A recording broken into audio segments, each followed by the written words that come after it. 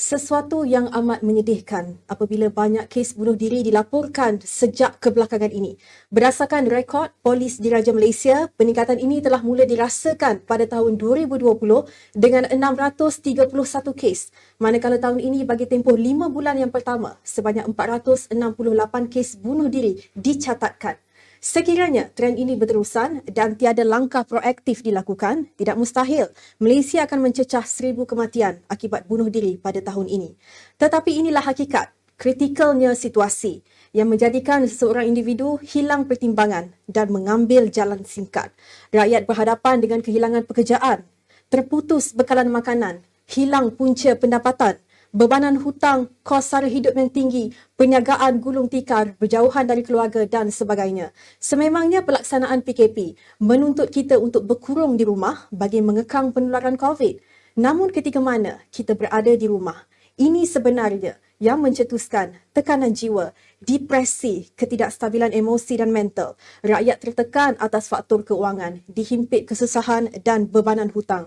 Seperti petikan dari kata-kata Hamka, apabila kemiskinan mengetuk pintu, cinta terbang melalui jendela. Rakyat menjerit, rakyat menangis, rakyat sengsara, terlalu lama terkurung sehingga mengambil nyawa sendiri. Peningkatan kes mengambil nyawa sendiri, orang Islam juga tidak terkecuali. Melihatkan kes COVID-19 yang semakin meninggi. Hari ini 13 Julai 2021, 11,079 kes. Sampai bila kita harus begini? Adakah ada pihak yang peduli? Adakah kerajaan benar-benar prihatin terhadap kes bunuh diri? Suara rakyat, suara kita. Suara kita, suara rakyat.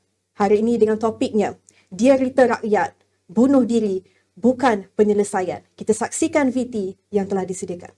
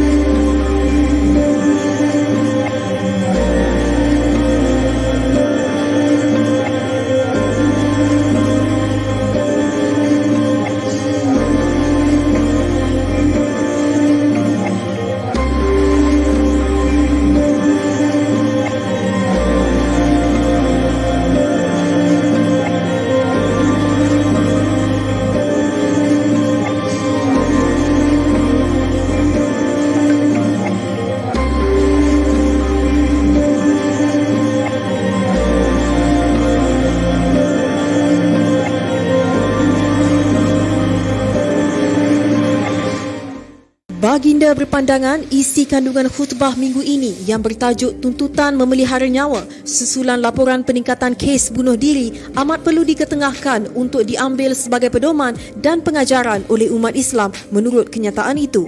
Seorang lelaki maut selepas terjun dari tingkat 3 pusat membeli belah suria KLCC sebentar tadi. Menurut Ketua Polis Daerah Dang Wangi, Assistant Commissioner Muhammad Zainal Abdullah, pihaknya menerima laporan berhubung kejadian tersebut kira-kira jam 1.52 petang tadi. Zainal bagaimanapun berkata pihak polis masih lagi menjalankan siasatan terhadap insiden tersebut. Menurut kenyataan Pengarah Jabatan Siasatan Jenayah PDRM, Datuk Seri Abdul Jalil Hassan, secara keseluruhan untuk tempoh 2019 hingga Mei 2021, 1,427 orang membabitkan wanita dan 281 orang membabitkan lelaki. 3 faktor utama penyebab kejadian bunuh diri berpunca daripada masalah keluarga, tekanan perasaan dan kewangan.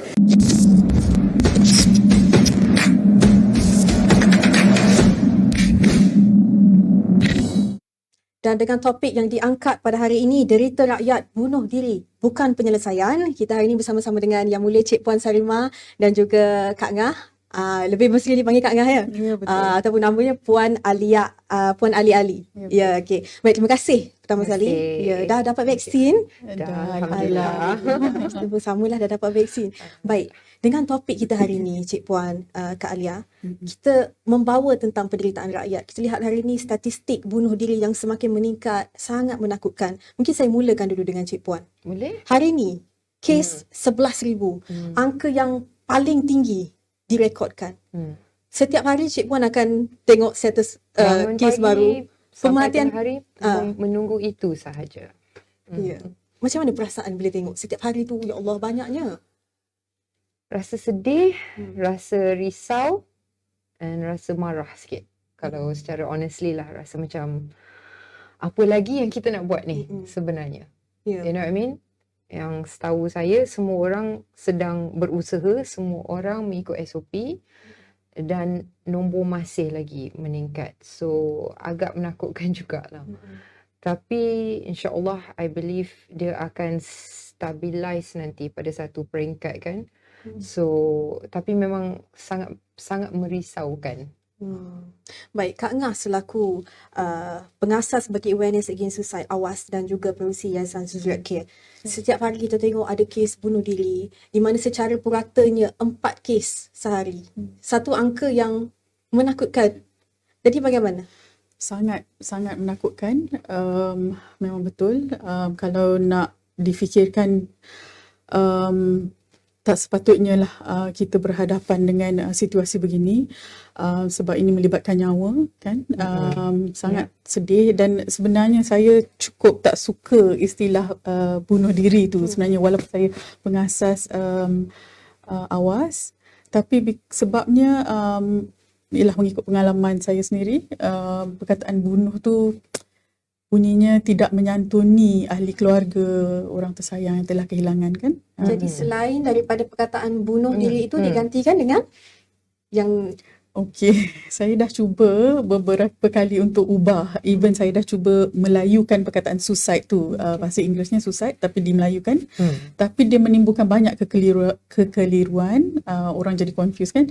Jadi kita terpaksa balik pada istilah bunuh diri tu sebab dia straightforward dan dia jelas. Supaya tak menimbulkan kekeliruan. Tapi sebenarnya bunuh tu bunyi keras kan. Bunyi keras dan yalah, bunyi dia tak seronok. Mengambil nyawa lebih lembut, Betul. tapi kadang-kadang bila nak sebut tu dia agak macam tak masuk kan. Okay. I mean secara honestly kan. So bunuh diri tu mungkin dah jadi sesuatu yang biasa pun kan. Tapi saya selalunya saya guna mengambil nyawa. mengambil nyawa. Ataupun pengambilan nyawa. Kalau kita berbual bila kata mengambil nyawa okey, tapi macam kempen mencegah pengambilan nyawa dia tak panjang kan. dia tak Betul sesuai. juga ya. Baik, Cik Puan sebagai penaung Miasat Malaysia dan juga selebriti. Jadi kita nak tahu, penonton juga nak tahu bagaimana Cik Puan bermula daripada industri hiburan dan seperti yang saya tahu Cik Puan berlatar belakangkan bidang psikologi. Ya, betul. Bagaimana Cik Puan hari ini dilihat sebagai figura yang memperjuangkan isu kesihatan mental? Dia bukan secara tak sengaja, dia sebenarnya dari zaman remaja lagi saya belajar bidang psikologi. So waktu umur saya 19 tahun, tetapi saya terjebak katakan ke dalam industri hiburan kerana suka, minat dan mencari rezeki pada waktu itulah. Tetapi minat dan passion terhadap psikologi tu tak pernah hilang. Sentiasa ada dalam diri. Jadi saya teruskan pelajaran saya walaupun saya bekerja sepenuh masa sebagai pelakon, penyanyi dan pengacara. Kadang-kadang tu bawa juga buku psikologi onto set. Kalau ada exam ni study buku psikologi sekali lah, one shot sekaligus. So memang minat tu ada dan saya terus masuk ke terapi. Dah masuk tahun yang ke-13 tahun ini sebab minat dan keduanya untuk cuba mengelakkan dan mencegah diri saya sendiri adanya masalah mental. So minat tu memang ada. Tetapi saya dijemput sebagai penaung Miasa tahun ini. Cuma sebelum saya dijemput sebagai penaung pun saya dah terlibat dengan Miasa. iaitu Okay. pertubuhan kesedaran dan sokongan penyakit mental, which is a Mental Illness Awareness and Support Association. So sebelum ni for about 2 years, sejak 2018 saya aktif sebagai moderator dan memberi kata-kata motivasi dan sebagainya, dan berkongsi pengalaman saya dengan adanya kemurungan selepas bersalin juga. Dari situ bila saya sendiri yang mengalami kemurungan selepas bersalin dan saya cepat-cepat dapatkan bantuan pakar, dari situ saya lihat dan saya sedar bahawa ramai di luar sana juga mengalami perkara yang sama dengan saya. Cuma yang sebelum tu saya pun tak sangka saya kena, yang saya akan dapat kemurungan selepas bersalin. So itu antara sebabnya. Dan juga dengan COVID. Yang COVID-19 ni, dengan situasi masyarakat sekarang ni lebih prihatin, lebih aware, lebih sedar apa itu kesihatan mental dan lebih sedar tentang isu pengambilan nyawa. Dan disebabkan itu saya lebih, orang kata macam, tiba-tiba saya rasa macam saya tak boleh duduk diam. Saya kena bantu dan saya ingin bantu dan saya akan bantu. Okey. Sejauh mana yang saya mampu. Dan Cik Puan ada kisah peribadi sendiri dalam isu ini, sebab tu perjuangan Cik Puan tu rasa dekat dengan masyarakat. Betul. Sebab kalau kita tak pernah rasa, Kita tak apa tahu, yang kita nak cerita sebenarnya, dia bercakap kosong je. Betul. Kalau kita buka buku, let's say for example, saya tak mampu pada waktu itu untuk habiskan pelajaran saya. Sebenarnya impian saya untuk dapatkan masters dan postgraduate dalam psikologi, tapi I didn't get the chance back then. Tapi insyaAllah saya akan sambung sekarang. Walaupun dah berumur, tapi tak apa, itu cerita lain. Tapi my passion was to do that.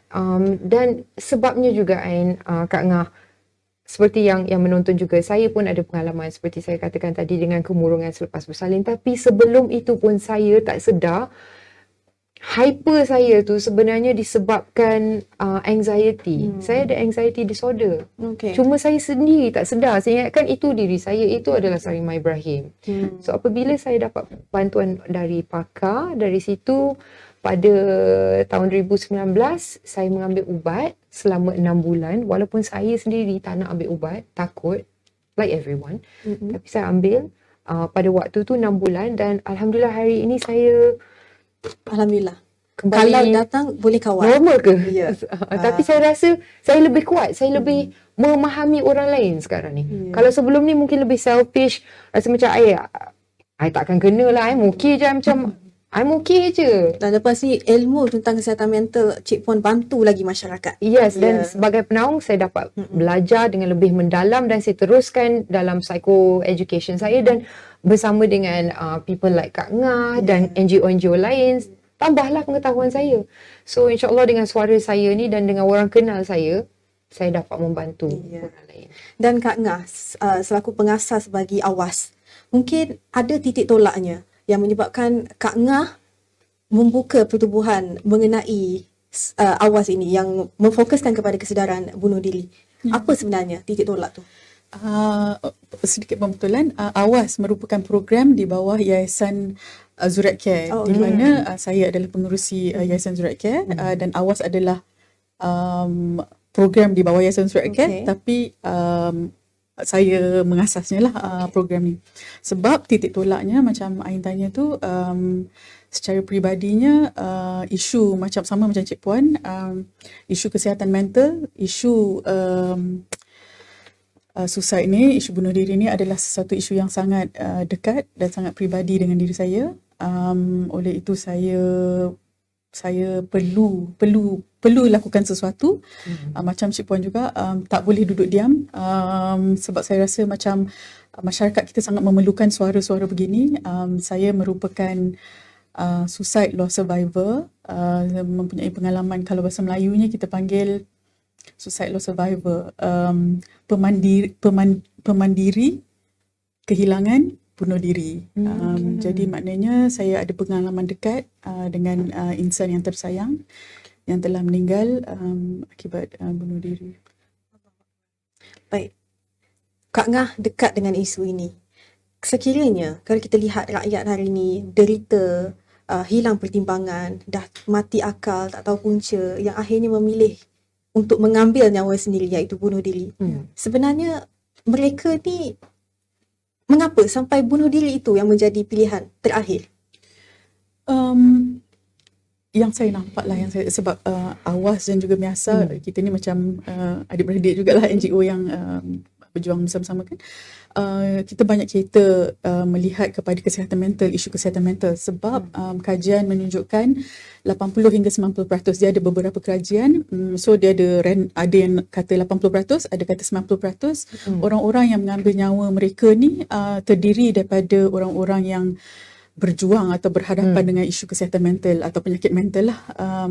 Sama ada dia didiagnose atau sempat didiagnose atau tak sempat didiagnose, itu perkara kedua, tapi dia ada masalah kesihatan mental. Dan selebihnya mungkin 10 hingga 20% tu mungkin isu-isu lain lah, mungkin tak tahu ada beban hutang atau lain-lain. Tapi di Awas dan di Miasa juga maknanya fokusnya adalah isu kesihatan mental lah. Maksudnya mereka ini dah ada simptom-simptom dalam banyak kesihatan simptom. mental, dan dicampur pula dengan faktor luaran seperti Tekanan, beban hutang, COVID, tekanan, hilang kerja dan sebagainya. Ya. Jadi saya nak tanya pemerhatian Cik Puan melihat rakyat hari ini menderita dengan PKP yang terlalu lama terkurung, lepas tu hilang kerja, pendapatan terjejas. Bagaimana Cik Puan? Mereka ni seperti dah hilang sokongan. Putus harapan, Putus rasa macam harapan. putus harapan kan. Itu adalah satu faktor risiko yang tinggi bagi topik kita hari ini. Bertambah sekali dengan isolation, orang kata keseorangan. Bertambah lagi hilang kerja. Tambah lagi ada ahli keluarga ataupun orang terdekat ataupun terdengar pasal orang yang meninggal akibat COVID.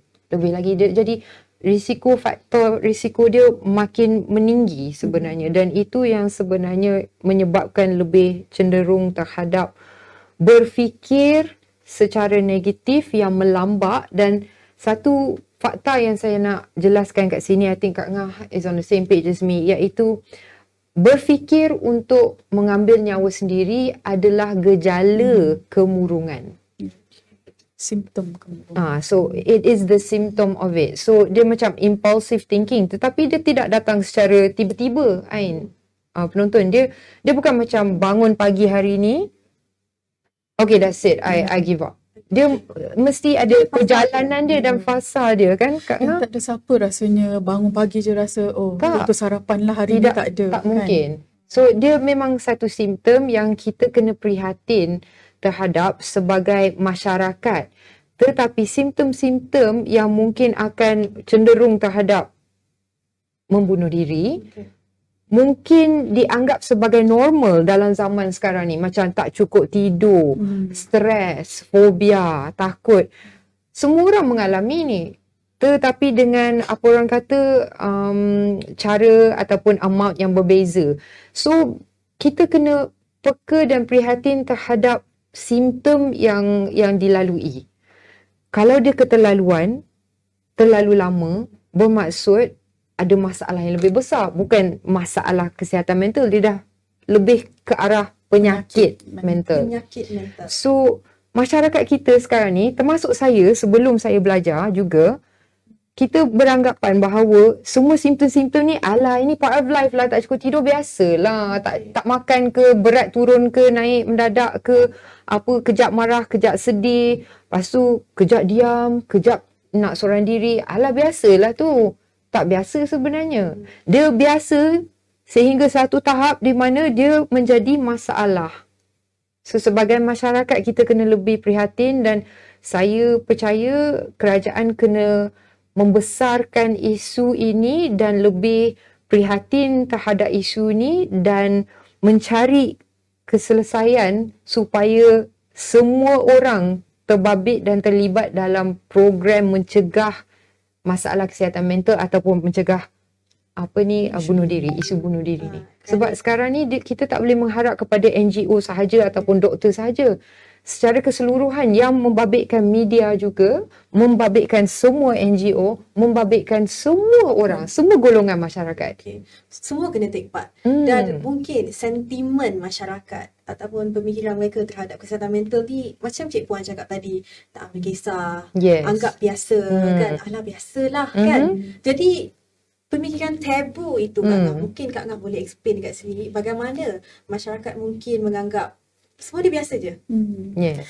tabu dan stigma tu sangat kuat, masih lagi kuat. Tapi alhamdulillah keadaan dah berubah. Kalau dibandingkan 10 tahun dulu, ketika saya sedang melalui fasa kehilangan tu kan, lebih kurang 10 tahun dahulu, time tu lagilah tak ada kesedaran, terlalu kurang kesedaran tentang isu kesihatan mental, tentang isu bunuh diri. Semuanya bila cakap tentang bunuh diri je, dia punya pandangan, pemikirannya adalah moral judgement. Jadi tak ada bercerita tentang isu kesihatan mental ni, tak disebut, jarang sangat disebut. Tak ada masa tu ya. Almost tak ada, hampir tak ada. Jadi awareness tu kurang. Dan kalau saya nak tambah tadi yang Cik Puan katakan, macam sebenarnya orang tiba-tiba rasa, dia bukan tiba-tiba rasa nak ambil nyawa dia kan, tapi sebenarnya dia macam kalau nak digambarkan tu macam volcano, macam gunung berapi. Kita dah peram, benda tu magma tu dah, bawah tu dah bergejolak, dah menggelegak kat bawah tu. Maknanya bila tambah tekanan, tambah dengan isu yalah tak ada duit sekarang ni ke, ataupun macam dalam isu kanak-kanak mungkin kena marah, mungkin mak ayah dia baran, lepas tu lepaskan ke anak-anak, things like that kan. Sebab kanak-kanak pun ada isu bunuh diri ni, bukan golongan dewasa je kan. Jadi kalau berlaku macam ni, dia akan sampai satu tahap dia boleh meletus lah. Ya, macam betul-betul macam gunung berapi tu kan. Yang akhirnya ialah Membawa kepada atau mencuba mengambil nyawa sendiri. Baik, statistik kalau kita tadi kita sebutkan purata 4 kes sehari. Kalau kita nak tahu antara lelaki dan wanita, yang mana lebih tinggi? Okey, kalau melihat kepada rekod yang diberikan oleh PDRM, perempuan jauh lebih tinggi. Kalau di setakat ni yang ada rekod adalah 2019, 2020 dan 2021. Jumlah keseluruhan kes 2019, 2020, 2021 ni kalau dicampurkan semua sekali adalah 1,708 kes kematian yang meninggal akibat bunuh diri ni ya. Tapi perempuan aja sampai 83.5%. Lelaki 16.5% dan angka 83.5% ni adalah 1,427 dan tu sangat tinggi. Itu yang direkodkan. Itu yang kita tahu. Mungkin ada yang belum. Bukan mungkin Ain, itu memang ada. Ya. Sebab tak semua orang akan report kan. Dan macam Cik Puan cakap tadi, bukan mungkin tapi memang ada. Adakah sebenarnya, saya buka ruang soalan ni untuk kedua-dua untuk jawab. Kita tengok kes bunuh diri. Banyak. Adakah kerajaan benar-benar prihatin terhadap penderitaan rakyat yang akhirnya mereka dah hilang punca dah bunuh diri? Can I? Go ahead. Do you mind? Adakah kerajaan betul-betul prihatin? Sebelum kita tanya pasal kerajaan, I'm going to ask us, adakah kita betul-betul prihatin? Sebab objektif kita adalah zero stigma society. Iaitu kita kena buang andaian, buang istilah menghukum, buang istilah melibatkan soal agama apabila kita berhadapan dengan isu yang kita hadapi sekarang ni. Bukan kata nak buang terus, tetapi kita kena berfikir secara logik juga. Kita ada kemampuan sebagai manusia untuk mengubah apa yang kita buat dan mengubah sekeliling kita. Tak semua orang ada, tapi kebanyakannya kita ada. So, sebelum kita bertanyakan pasal kerajaan, apa kata kita, we work in baby steps tau Ain. We have to work from the grassroots. Di mana, kalaupun let's say kerajaan buat secara besar-besaran, kempen yang besar kan, let's say for example, adakah semua orang akan ikut kempen itu? Adakah semua orang percaya bahawa kesihatan mental ini penting? Adakah semua orang akan ingin membantu? Ataupun kembali kepada culture dan budaya kita, iaitu ala dia ni ngada je, meroyan, malas, attention seeking behavior je ni. Walaupun jelas depan mata kita sekarang ni bahawa semua orang boleh tertekan, semua orang boleh affected dengan masalah kesihatan mental, dari artis sampai ke doktor, lawyer, lagi famous, lagi berjaya, lagi pressure dia, lagi risiko dia tinggi sebenarnya. Two extremes. So, masalah sekarang ni, kita kena berubah dulu. Okay? Maybe kita berubah secara parallel, together. But kita tak boleh hanya menunding jari dan meminta pada orang lain untuk berubah ataupun ubah situasi untuk kita. But I do believe, Ain, kita memerlukan resource yang lebih, funding yang lebih, duit yang lebih untuk menjalankan dan membetulkan, memperbaiki situasi kita. NGO perlukan lebih financial help so that kita boleh jalankan awareness and prevention campaigns. Dari mana duit tu nak datang? Takkan nak mengharapkan donation sahaja. Tetapi saya berbalik kepada budaya, culture dan kepercayaan kita sebagai individu. Do we really want to admit dalam keluarga kita ada seseorang yang ada masalah mental? Kebanyakan dia malu. Takkanlah kita nak cakap, nanti orang ingat dia gila. So kalau ada kempen tu pun, apa yang kita akan buat? Adakah kita akan, volunteer diri kita, okay, saya memerlukan bantuan sebab adik saya, abang saya, emak saya. So kita kena tanya diri juga. Apa yang kita boleh buat, because community can make a change. Saya percaya dan di Miasa sentiasa we are pushing for task shifting, iaitu kita membantu sesama together. The community can change actually, sebab the social environment tu yang boleh memulihkan seseorang juga. Dia memainkan peranan besar.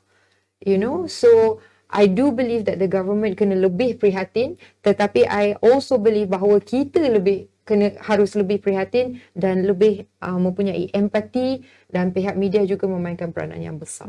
Maksud apabila saya tanyakan tadi kerajaan perlu lebih prihatin tu adalah disebabkan kalau kita tengok komen sekarang ni pun ramai akan cakap macam, yelah, bantuan nak apply tak dapat.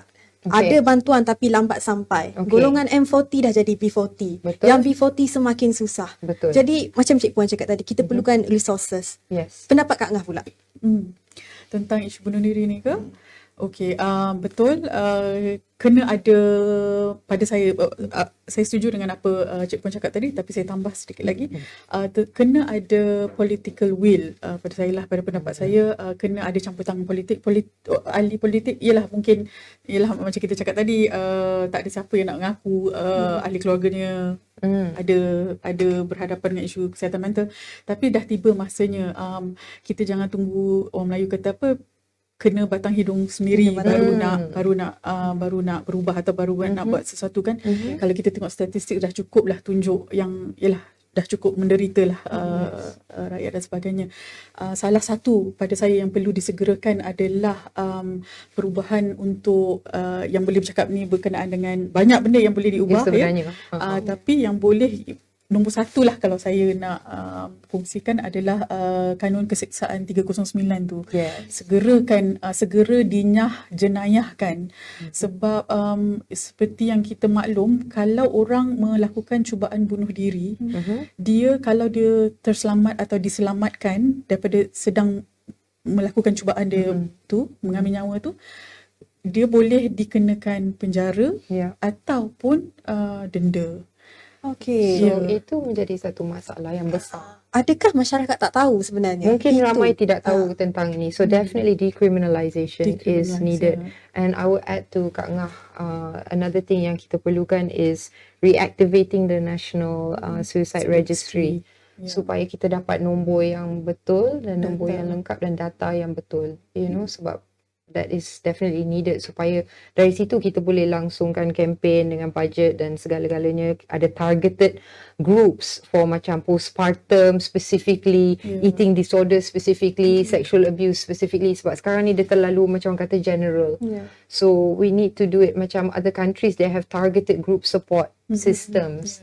So these two things definitely. If I may add, cakap pasal support group yang targeted kan, lagi satu yang kerajaan dah buat, tapi pada saya bagi mereka yang suicide loss survivors ni kan, ahli keluarga, rakan, sahabat handai, yang telah kehilangan mereka yang telah mengambil nyawa ni adalah postvention. Kita selalu dengar tentang suicide awareness ataupun kesedaran tentang isu masalah kesihatan mental ataupun bunuh diri, suicide prevention iaitu kempen hindar bunuh diri. Yang kita jarang dengar adalah postvention. Postvention ni maknanya support ataupun community support sikit. Okey, contohnya kalau di dalam satu community tu dah berlaku dalam taman tu ada seorang yang telah mengambil nyawanya. Jadi kecohlah satu taman tu tahu, dan orang-orang terdekat keluarganya nombor satu yang paling terkesan. Yes. Traumanya lain, stigmanya lain. So sedangkan kita tahu kalau orang yang kehilangan kematian ahli keluarga secara semula jadi pun kan, kanser ke apa penyakit dia pun, COVID sekalipun, ahli keluarga boleh menghidapi kemurungan. Ada report. It's accepted. Ya, tapi boleh diterima sebab ialah mak atau ayah dia atau suami dia dah meninggal. Tapi orang-orang yang telah kehilangan ahli keluarga, rakan-rakan, rakan kerja yang rapat kan, kadang-kadang cikgu pun kalau kita ada hubungan rapat dengan dia, orang-orang tu akan sangat terkesan trauma dan stigma. Dia tak boleh, dan postvention ni yang saya cakap tadi adalah khusus untuk orang-orang yang dah kehilangan ni lah. Jadi itu salah satu sebab kajian menunjukkan juga orang-orang yang dah kehilangan ahli keluarga, rakan, orang tersayang yang telah meninggal suicide ni sebenarnya tinggi, berlipat kali ganda dia punya kebarangkalian risiko untuk mengambil nyawa mereka juga. Jadi So dia ada macam domino effect kat situ. Yes, sebab tekanan tu sangat tinggi kan, stigma tu sangat kuat. Dan kalau kita tengok 1,708 kes untuk 3 tahun ni, itu cerita yang meninggal ambil nyawa mereka sendiri. Maknanya kalau kita ambil katalah satu yang meninggal, 5 orang di kelilingannya kuat tertekan. Sebenarnya ada kajian kata 6, ada 20 orang lah. Kalau lagi famous orang tu lah. Lagi famous orang tu lagi tinggilah dia punya orang yang terkesan tu kan. Sebab lebih macam ada copycats orang kata juga. Also copycats and suicide ideation dan sebagainya, sebab diorang rasa macam inilah cara yang terbaik. So tapi dari segi keluarga seperti Kak Ngah kata, then that is something for sure. Sebab saya sendiri ada pengalaman personal juga, orang yang saya kenal dan sayangi yang juga mati akibat mengambil nyawa sendiri. Dan betul, tekanan yang dirasakan dan kemurungan yang dirasakan itu tidak boleh diekspresi, seolah tidak dibenarkan. Macam stigma terlalu kuat yang that's tied to subject ini. So itu adalah satu perkara yang kita insya-Allah boleh tukar sekarang ni sebagai masyarakat yang prihatin, yang sedar dengan nombor-nombor yang meningkat ni, apa lagi yang kita nak deny kan. Sebab itu memang realitinya sekarang. Tetapi saya selalu cakap dan saya akan nyatakan sekali lagi, ada harapan. Sekiranya kita cepat mengambil intervention atau cepat dapat tangkap the symptom, nampak simptom, kita dapatkan bantuan, dari situ research has shown decreases apa orang kata nombor percubaan mengambil nyawa sendiri dan juga kes-kes mengambil nyawa early intervention sendiri. tu penting. Early intervention tu sangat penting. But on the side of Miasa, from August until May tahun ni ada lebih kurang I think 43,000 yang meminta, bukan panggilan saja, email, panggilan dan sebagainya, memohon untuk sokongan, meminta bantuan dan sokongan dari Miasa. Miasa itu 43,000. Okay, just in the short amount of time. So saya percaya COVID ni, walaupun dia teruk, walaupun dia betul-betul sesuatu yang kita tak boleh nak sangka terjadi dalam masa hidup kita sekarang ni, tetapi mungkinnya hikmah di sebaliknya, sebab segala yang negatif ada hikmah dia, kita percaya ya. Hikmah dia satu je for me, semua orang sekarang ni sedar tentang kesihatan mental. Baru nak tahu. Sebenarnya benda ni dah depan mata lama. Tetapi dengan adanya COVID ni, kita tidak boleh lagi menyorok di sebalik apa orang kata kejaya kita, di sebalik vacation, mengambil percutian. Sebab selalunya orang yang ada masalah kemurungan ataupun anxiety ataupun apa-apa masalah kesihatan mental, cara coping skills mereka adalah untuk lari ataupun distract daripada perasaan diri ya. So bila kita dah masuk ke pandemik ni sekarang ni, dah nak masuk 2 tahun ni, tak ada tempat untuk lari. Jadi masalah dan perasaan kita lebih terdedah. Dan apabila dia terdedah pada diri kita dan orang lain, di situ kita boleh dapatkan bantuan. Okey. Itu satu je hikmah yang saya rasa. Dan hari ini masyarakat terkurung terlalu lama. Betul. Terlalu lama terkurung dalam rumah, dan kalau saya boleh petik daripada kenyataan Yang Teramat Mulia Tunku Mahkota Johor, mengurung rakyat terlalu lama sudah tak relevan.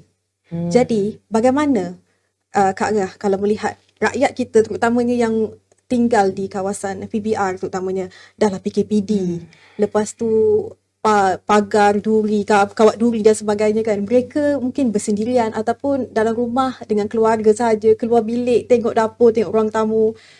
Jadi dekat situ pun dah menimbulkan tekanan. Terkurung 3 hari pun kita dah tak tahan. Macam mana Kak Ngah nak handle situasi itu?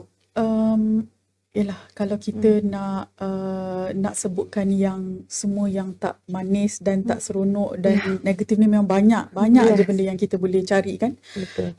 Sebab saya pun dah melalui fasa-fasa gelap saya, depression saya dan sebagainya, dan pada saya dia tidak membantu. Of course perbincangan perlu macam ni, dialog begini sangat sihat, perlu untuk ada supaya kita boleh bertukar pendapat Dan orang lain tak rasa keseorangan. Ya, dan We're not alone. tapi juga pada saya lah, saya suka kalau nak melihat to be fair, saya tak nak komen sebab bila bercakap tentang ialah kawat besi dan kawat besi dan sebagainya tu, dia tidak berlaku pada saya. Jadi saya hanya boleh komen, maksudnya sebagai rasa empati. Walaupun demikian, pada saya dalam keadaan begitu pun kita boleh juga ada ruang dan peluang untuk cari perkara-perkara yang lain dan baru. Memang susah. Kita semua dalam keadaan yang sama, of course berbeza. Keadaan ialah rumah kita ke kawat besi ke orang-orang tu berbeza. Tapi saya suka istilah bahasa Cina tentang krisis. Krisis ni ada 2 maksud. Satu, dia bermaksud bahaya. Maknanya kalau ada krisis datang, beware, bahaya, jangan dekat. Satu lagi adalah peluang. Ya, maksud bahasa Cina tu satu bahaya, satu peluang. Jadi pada saya dalam keadaan begini, kita perlu juga mencari ruang dan peluang untuk macam ialah kalau mungkin aktiviti yang kalau dulu tak pernah memasak, macam siapa Macam saya. Kreatif lah. Cari hobi. Cari hobi, Okay. itu untuk bagi nak merilekskan diri kan. Tapi kalau dari segi usaha-usaha lain tu perlu, maknanya bersama dengan keluarga, banyakkan macam perbualan, banyakkan benda-benda yang sihat lah. Itu antara benda yang pada saya. Tapi yang tak boleh dinafikan, iaitu ramai yang berada di dalam keluarga yang tidak sihat. Ya. Ramai yang terpaksa duduk di rumah bersama pasangan yang mungkin mengalami kemurungan ataupun anxiety dan dia sendiri tak sedar, dan panas baran, dan dari situlah kita mendengar kes keganasan rumah tangga dan kes penderaan kanak-kanak pula yang meningkat disebabkan COVID juga. Tetapi seperti yang saya nyatakan tadi, dari situlah kita terbuka mata kita pada semua masalah kita sebenarnya. Apa yang berlaku di rumah. Mungkin dari situ kita akan mengubah hidup kita. Kita terpaksa tau. They always say that only when you're really low, jatuh ke bawah sekali, baru kita nak bangkit, naik dan mengubah. Selagi kita tak jatuh tu, selagi kita macam orang kata plateau je kat tengah je, macam melarat je, macam just in the center je, kita takkan berubah. So bila kita terdesak dalam situasi macam ni, walaupun the outcome is negative, pada kita negatif lah, divorce, terpaksa bercerai, penderaan meningkat dan sebagainya, tetapi dari situ juga kehidupan kita akan berubah, dan mungkin insya-Allah dari situ juga ada permulaan baru. Sebab sebelum ni kita boleh, apa orang kata, boleh handle situasi tu, ataupun kita tahan je. Perkataan tahan ni adalah satu risiko kemurungan dan pengambilan nyawa. Menahan perasaan, memendam perasaan, tidak boleh mengubah situasi. So that situation adalah, itu memainkan peranan dalam biopsychosocial, spiritual ekosistem seseorang supaya kesihatan mental dia tak terjejas. Dengan COVID sekarang ni, kita boleh lihat semua terjejas. Biologi dia, psikologi dia, sociological dia, dan insyaAllah spiritual tu still kuat, Tetapi, we have to look at it macam, okay, benda ni memang teruk gila right now. What can we do now? What can we do now? I suppose that's where Miasa Awas Yes. ada ruang-ruang yang Ada. kita pihak NGO ke mainkan peranan kan. Yes. Daripada saya sebenarnya bendera putih tu is something yang Yes. sangat bagus. Kita nak empower society, masyarakat untuk bantu satu sama lain Dan kan. meluahkan perasaannya. Ya, jadi Sangat penting. ya, dan saya tak nampak ialah kenapa benda tu patut dihalang, sebab maknanya masyarakat kalau kita ambil contoh di Philippines, apa yang berlaku masa COVID kan, ramai-ramai keluar masak, dia ada dia punya apa COVID kitchen dia, apa India pun dia macam macam tu. community Community care centered, community together. care. Sebab kalau kita nak tunggu kerajaan pun ialah dengan frontlinersnya, dengan macam-macam kan.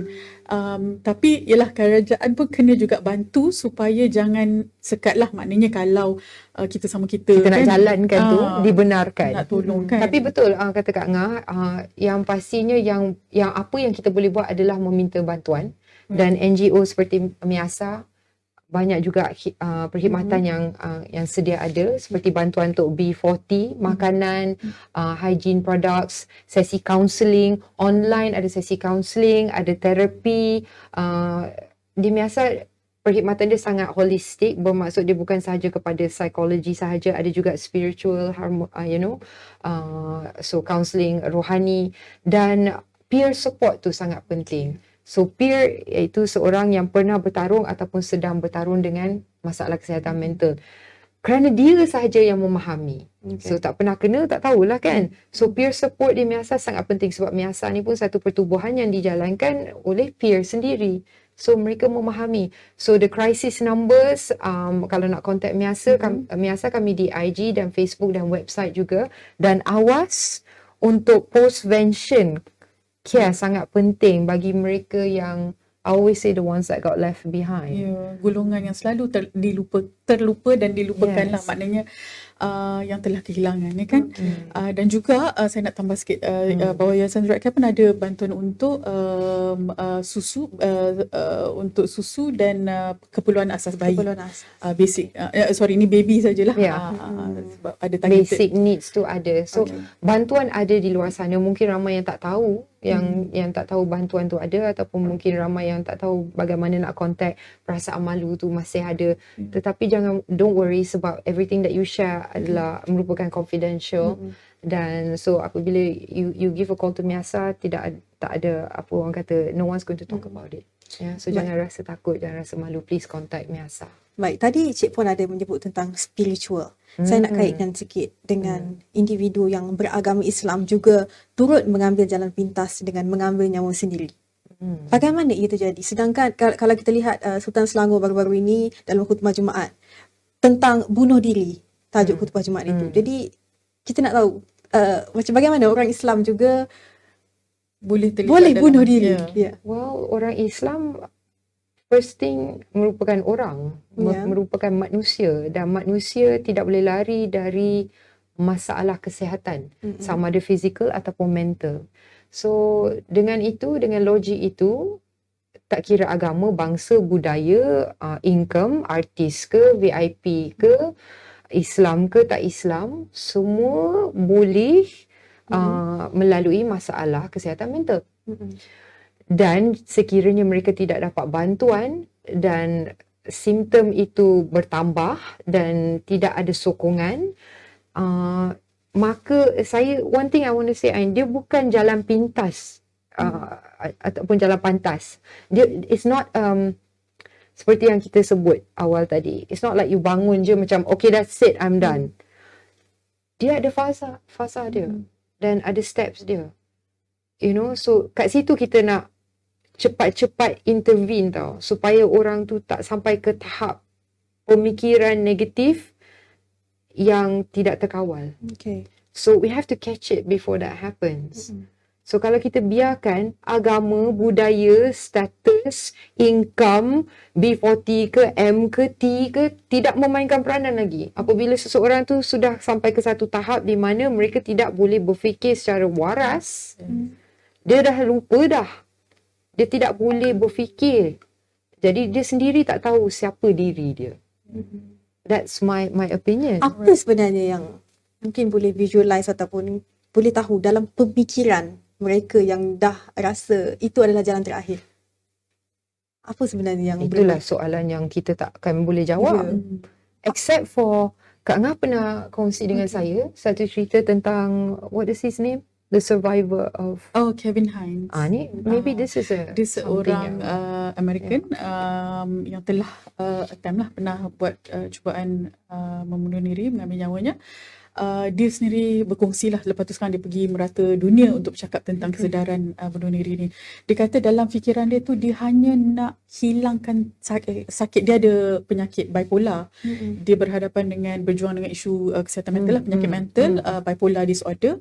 Jadi dia sampai sekarang, sampai hari ini dia masih ada halusinasi. Dia masih lagi bertarung dengan, dia nampak-nampak dan dengan suara lah. Jadi benda tu dia kata gangguan lah pada dia, sebab bila kita dalam keadaan negatif atau dalam keadaan bersedih, nanti kalau saudara tu akan kata kau tak bagus, kau ni tak guna, tak ada harapan dan sebagainya. Membelenggu dia punya pemikiran tu kan.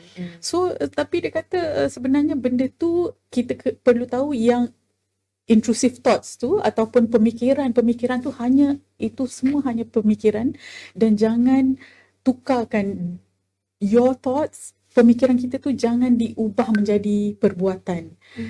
Cuma banyak orang tidak sedar bila kita dalam keadaan acute Cik Puan sendiri dah rasa, saya sendiri dah merasakan depression ni dia sangat-sangat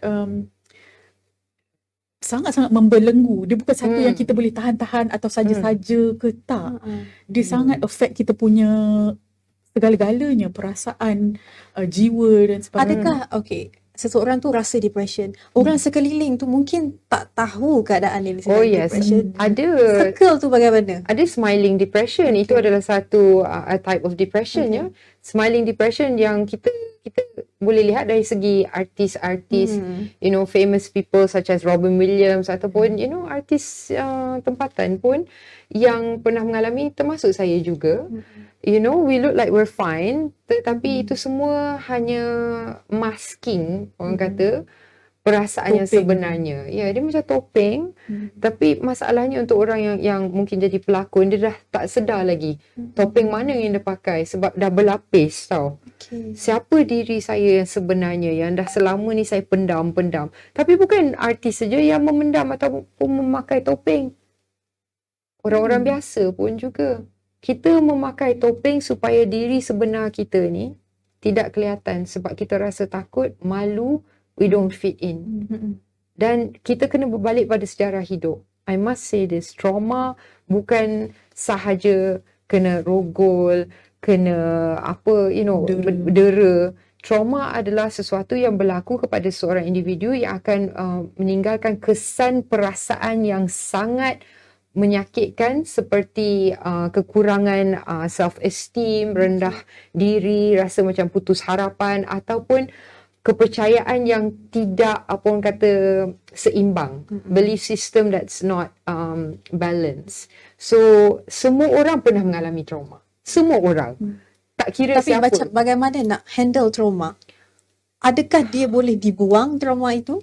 Trauma tidak boleh dibuang, sebab trauma itu yang membentuk personality kita.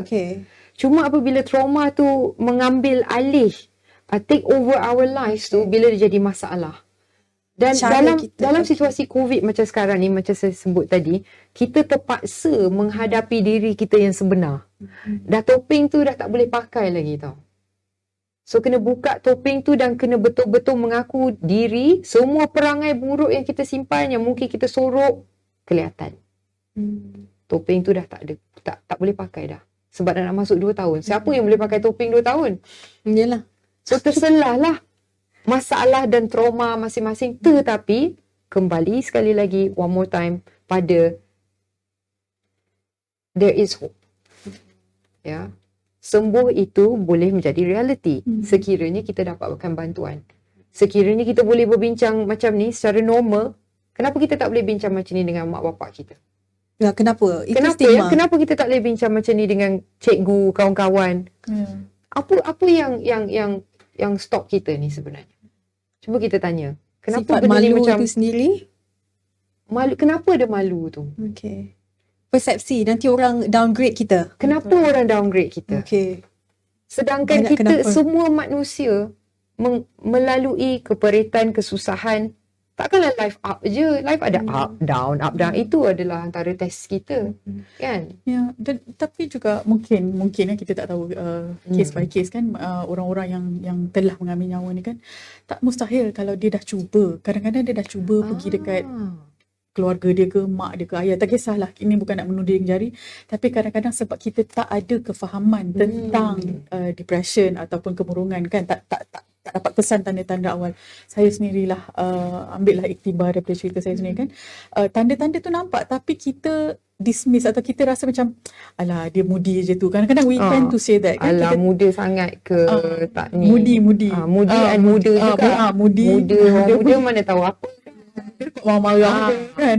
Betul lah tu. Tak cukup tidur. Lepas Yes. tu asyik main game macam malam-malam. Things like that kan. Betul. Dan bila diperlekehkan kan, bila kita mungkin dia dah cuba cakap dengan keluarga dia ke apa, tapi bila kata alah tak ada benda lah tu, jangan mengada. Lagi satu yang bahaya, Yes. alah awak orang jantan tak boleh nangis. Tak boleh nangis ni memang Budaya orang Melayu ni. Itu sangat bahaya kan. Sangat. Maknanya lelaki ni dia marah tak apa. Itu sifat lelaki. Tapi hero. menangis tak boleh. Hero. Tak boleh. Tapi bila dia dah terlalu marah, lepas tu sampai ke tahap memukul, tiba-tiba benda tu tak boleh.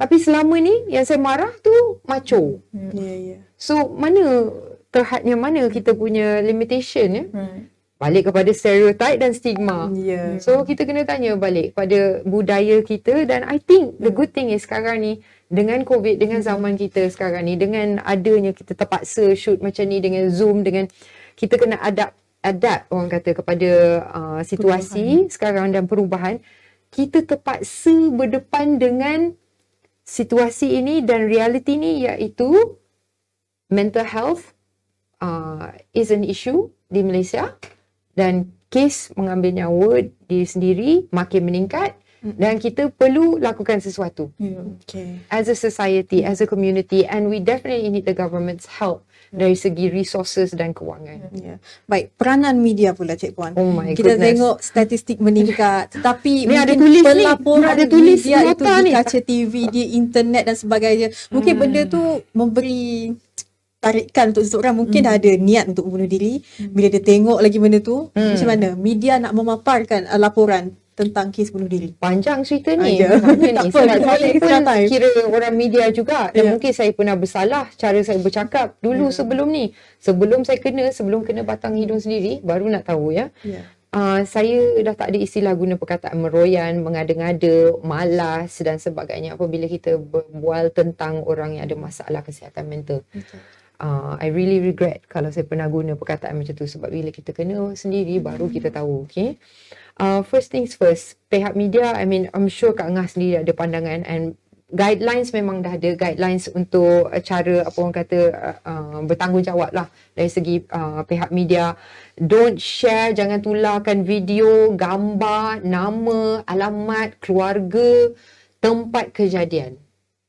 Kerana apabila kita menyebarkan informasi seperti ini, banyak faktor ya, dia akan efek pada keluarga atau pasangan individu yang tersebut, sama ada dia berjaya mengambil nyawa sendiri ataupun cuba ya. Keduanya ada copycat nanti. Yang menonton, yang melihat, yang tahu akan mungkin lebih rentan ataupun cenderung terhadap mencuba. Macam especially yang muda. Macam, is this the only way out? Baru-baru ni kan ada kes a very young girl, 11 tahun ya. Dari situ, I ask myself, mana dia tahu macam mana nak cuba? Dari mana? Pastinya dari media ataupun something yang tular di media sosial. So Dan for dekat me, YouTube pun ada cara-cara. yeah, so this is ridiculous sebenarnya. So kita sebagai ibu bapa dan masyarakat kena lebih peka, kena lebih menjaga. Back to cyberbullying and cyber security pula topik dia nanti. Apa yang anak-anak kita melihat ni di internet? Apa yang mereka berkongsi? Siapa yang menghantar message? Apa gambar yang diorang buka tu? All these things kita kena lebih prihatin, I think, you know. But berbalik kepada peranan media, you know, respectful and reporting yang bertanggungjawab sangatlah penting.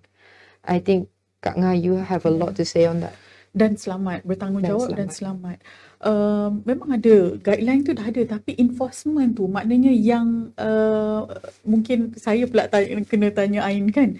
Macam dari segi orang media ni kan, kalau Cik Puan sendiri kan, maknanya pelaporan tu maknanya tak ada siapa lah, katalah you say the wrong things contohnya kan, okay. tak ada siapa yang akan datang and catch you or denda ke penalty ke macam mana. Ada. Well, kita ada miasa stigma watch. Okay, so sekarang ni kita ada miasa stigma watch di mana kita boleh melaporkan masyarakat sendiri kalau nampak sesuatu yang tidak bertanggungjawab, sesuatu yang tidak yang terlalu negatif ataupun you know, laporan yang tidak bertanggungjawab, boleh kita laporkan di miasa stigma watch right now supaya kita lebih careful dan action can be taken. So kita ada, dan kempen kesedaran tentang you know, media dan tanggungjawab media sentiasa berjalan di miasa. So that's what we do. Awas is also sangat proaktif dengan kempen Awas sendiri kan. Ya, betul. For now, kita pun baru kita Awas bermula pada PKP pertama. So Awas ni masih baby lagi lah bertatih. Tapi dah banyak juga dapat terima. Kita tak ada phone call, kita tak ada hotline macam Miasa atau Befrienders kan. Tapi kita ada WhatsApp care, kita panggil care line lah, text, orang boleh call, orang boleh text 24 jam, sebab kadang-kadang orang yang dalam keadaan tertekan ni dia rasa intimidated, dia rasa segan atau takut nak bercakap. Jadi kadang-kadang tu ramailah yang hantar message WhatsApp, tapi ada juga yang rasa stres. Kadang-kadang banyak DM, banyak yang kata, Kak Ngah, betul ke ni kalau Sok Khabar keluarkan kaedah lah, gambar orang ni, banyak yang akan report macam tu, banyak yang akan rasa tak senang kan, sebab awareness dah tinggi kan, kesedaran dah tinggi. So saya tengok benda tu perlahan-lahan dah berubah, tapi media kena ambil perhatian sangat-sangat tu, sebab bahaya nanti penularan copycat suicide tu kan berlaku. Orang boleh tahu kadang-kadang detail sangat dalam Sok Khabar, dalam news. Media nak sensasi dan kontroversi. Itu satu. Itu tanggungjawab media untuk tidak mensasikan. Mewawarkan bolehlah cara, tapi berhati-hati. Baik, mungkin untuk di akhir ni, di akhir ni tak apa. Kita boleh extend lagi. Jadi kita nak tahu juga rakyat berada dalam situasi yang struggle, derita. Mungkin apa nasihat daripada Cik Puan sendiri, walaupun kita berada dalam situasi yang sangat derita ni, dengan topik kita hari ni, derita rakyat, bunuh diri bukan penyelesaian. Bagaimana Cik Puan nak menyampaikan bahawa bunuh diri itu memang bukan penyelesaian? Masih ada harapan lagi? Pastinya ada harapan. As long as we have each other, ada sokongan, insyaAllah. Just know that anda bukan keseorangan, walaupun rasa keseorangan. Tidak ada apa-apa yang tetap positif ataupun negatif, akan berlalu. So apa yang dilalui sekarang, dia akan berakhir. Dan tidak ada manusia yang ingin mengambil nyawa diri dia. Tetapi kita ingin hilangkan tekanan dan perasaan yang begitu perit dan sakit itu sebenarnya. Sayangi diri anda. Sayangi amanah yang diberikan. Trust that there is help. Ada bantuan dengan NGO seperti Miasa, Awas, Befrienders dan ramai lagi. Bagaimana kalau penonton nak hubungi Miasa? Ada hotline kami, anda boleh hubungi 7 hari, 7 days a week, 12 jam every day. Ada seseorang yang boleh membantu, kami ada volunteers. InsyaAllah dapat memberi kata-kata yang comforting. Dan sekiranya ada emergency case, ada juga sukarelawan volunteers yang boleh ke lokasi dan membawa individu ke hospital sekiranya diperlukan. Dan kami juga ada bantuan B40 dengan makanan, essential services dan counselling. But from my heart yang saya nak nyatakan, mengambil nyawa bukan penyelesaian, kerana mereka yang ditinggalkan akan lebih trauma, akan lebih perit. So keep that in mind. Bukan kita di sini untuk guilting orang ya, tetapi ada harapan. There is always hope. It will pass. It will pass. Apa-apa yang dilalui sekarang, nothing is permanent. So reach out. Jangan tunggu sehingga sampai ke tahap yang dah kritikal. Itu memang budaya kita lah. Minta tolong bila dah terlambat, orang kata. You know.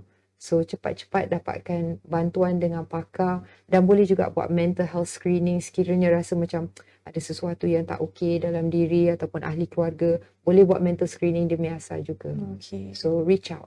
Baik, seterusnya Kak Ngah sendiri daripada AWAS, apa nasihat yang boleh disampaikan kepada mereka yang menonton ataupun mereka yang berada dalam situasi derita dalam pandemik ni?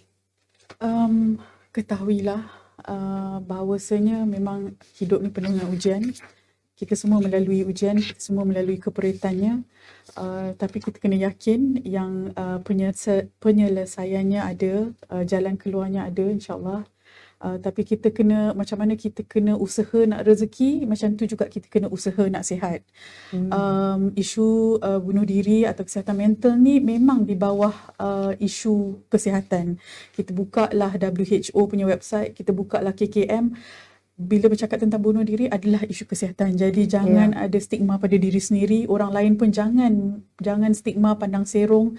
Jangan nak menghakimi orang, mudah-mudah nak kata orang tu lemah iman ke, kata-kata yang macam tu, yang tidak membina pun orang, membantu orang tu membina diri dia. Dan carilah bantuan, carilah sokongan. Sokongan tu ada, insya-Allah. Jangan putus asa, sebab insya-Allah kalau kita teruskan juga, lama-lama kita akan jumpa penyelesaiannya. Ubat tu bukan dalam bentuk pil saja. Maknanya jawapan ataupun penyelesaian kepada masalah kita atau ujian kita kan. Itu sangat-sangat penting, sebab bunuh diri memang bukan penyelesaiannya. Perlu kita tahu insya-Allah ada jalannya, dan ramai yang peduli. Ramai yang sayangi. Kita kena cari je orang-orang, kita kena bersama dengan orang-orang yang peduli dan sokong kita.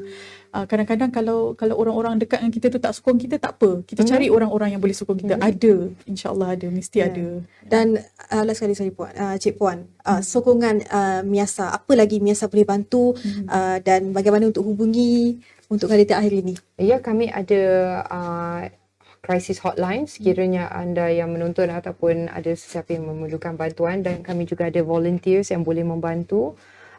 Kami ada makanan, kami ada perkhidmatan yang free bagi B40, kami ada terapi rohani juga bersama dengan ustaz, kami ada circle support group, peer support, dan setiap bulan kami ada online peer support.